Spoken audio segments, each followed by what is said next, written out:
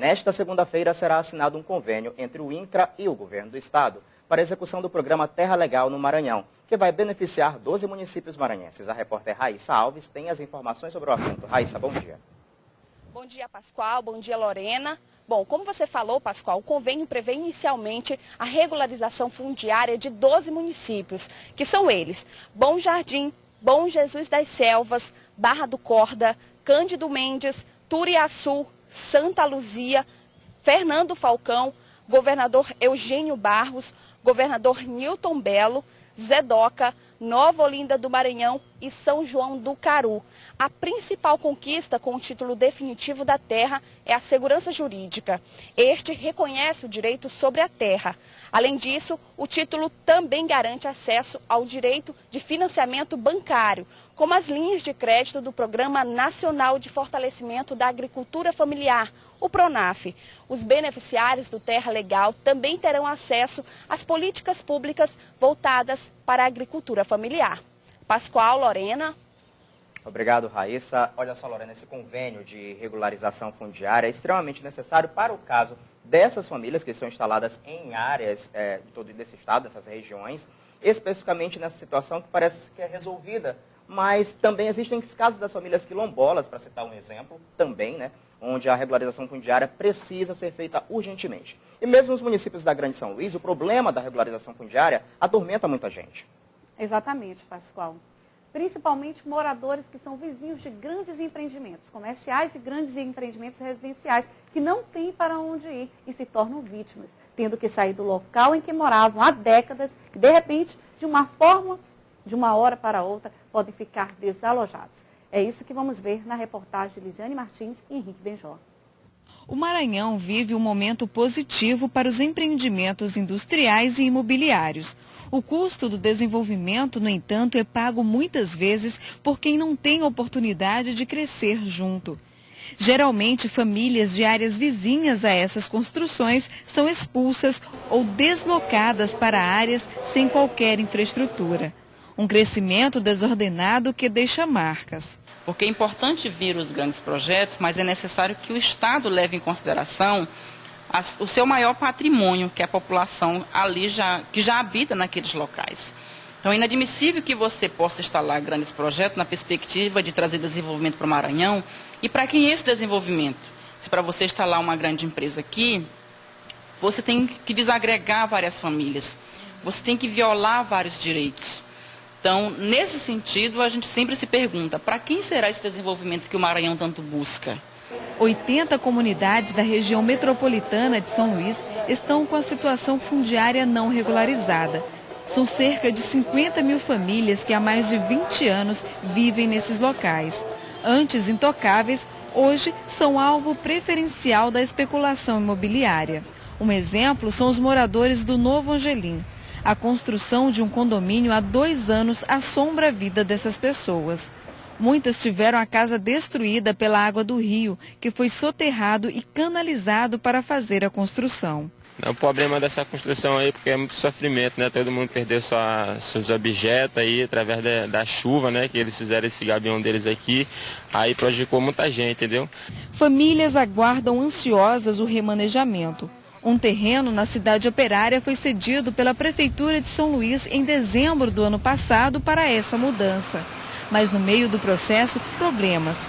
Um erro na medição da área que deveria abrigar 28 famílias e a ação de moradores vizinhos à área cedida que entraram na justiça, alegando que no local deveria ser construída uma praça.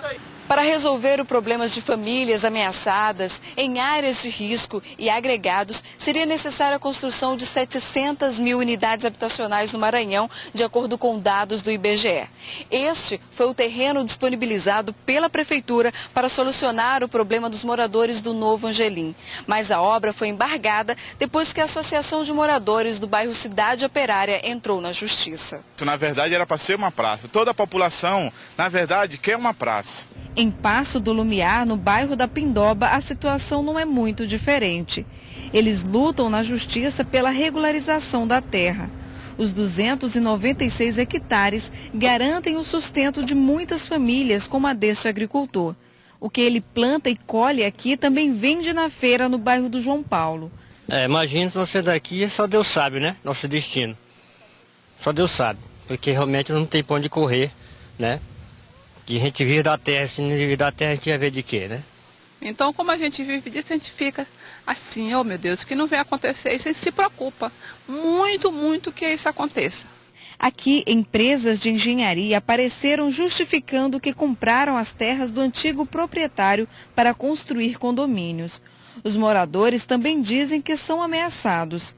Os interessados na terra e que se dizem supostos donos construíram esta cerca em mais de 140 hectares de área. Toda a plantação que havia nesse local foi destruída. E o problema só não foi maior porque os moradores se mobilizaram, entraram na justiça e após ação judicial, os donos ou supostos donos foram obrigados a retirar a cerca e já estavam chegando próximo às casas da comunidade. Quando a cerca ultrapassou de 500 metros e chegou na porta de uma senhora chamada Dona Arcângela, ela sabiamente, né, pegou o facão dela e disse que de lá não passava aquela cerca, né? Eles tentaram fazer na outra rua, que vai para o Apicum, que vai para o Porto de Pesca da Pindoba, e no momento que eles avançaram para o outro lado, todos os produtores foram dar apoio aos moradores e impedir que a cerca fosse feita do outro lado.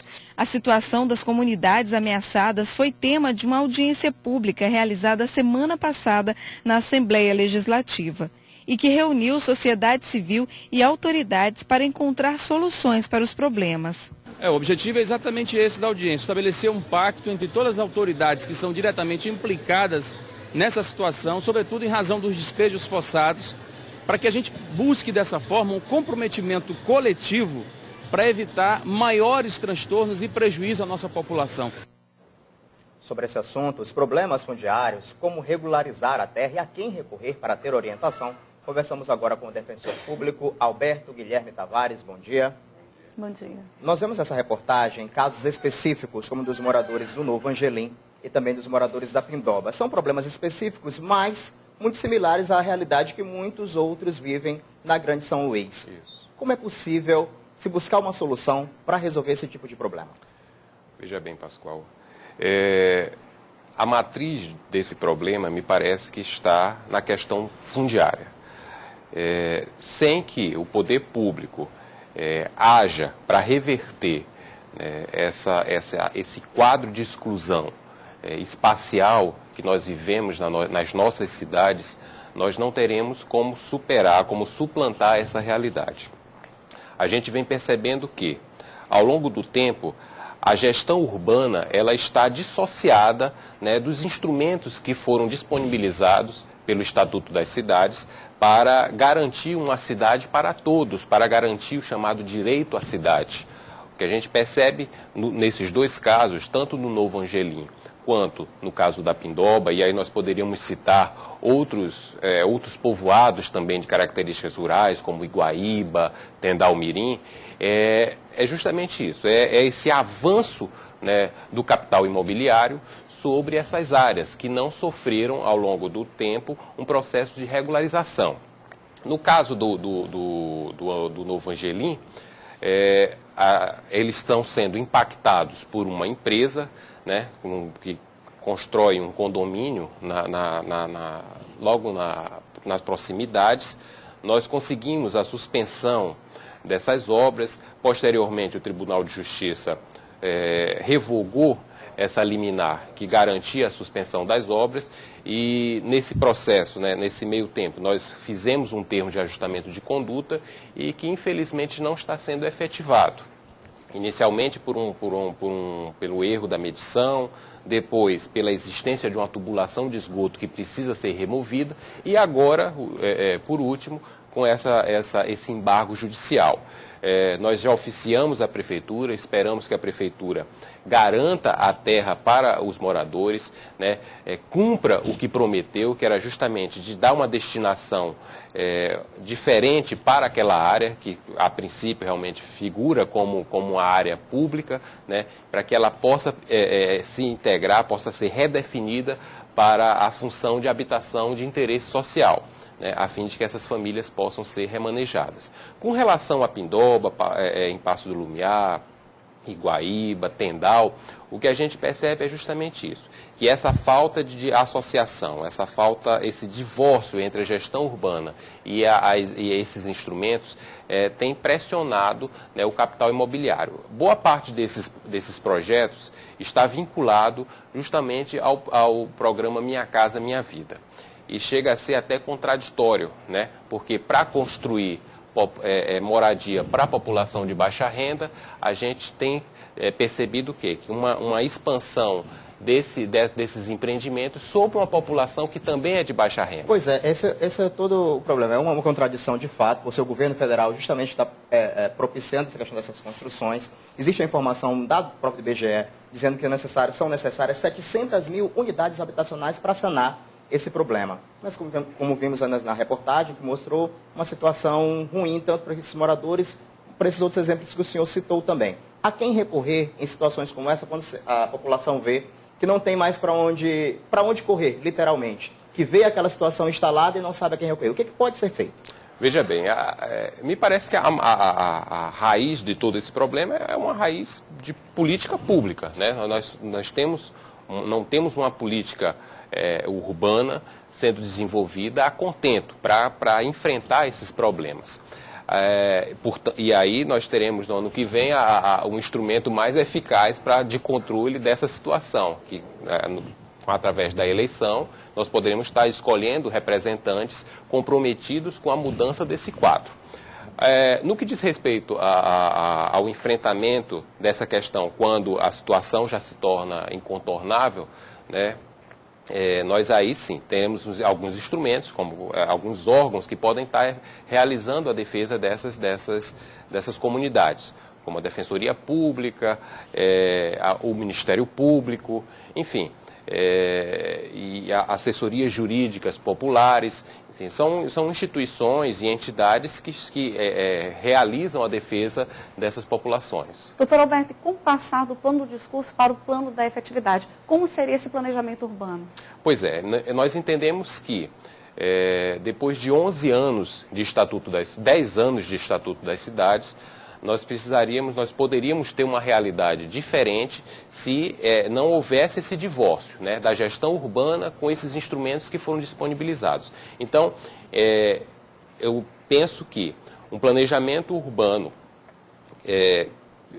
para que garanta a efetividade, para dar efetividade a esses instrumentos, ele precisa ser construído com a ampla participação popular, mas ele não pode ficar apenas no que tu bem enfatizaste, Lorena, no plano do discurso, né, no plano de discurso que chega a ser até um plano ideológico. Nós precisamos superar essa etapa. E como superar essa etapa? Através de planos setoriais voltados para ações efetivas. Né? É o que o Ministério das Cidades, ultimamente, tem buscado através dos planos locais de habitação de interesse social.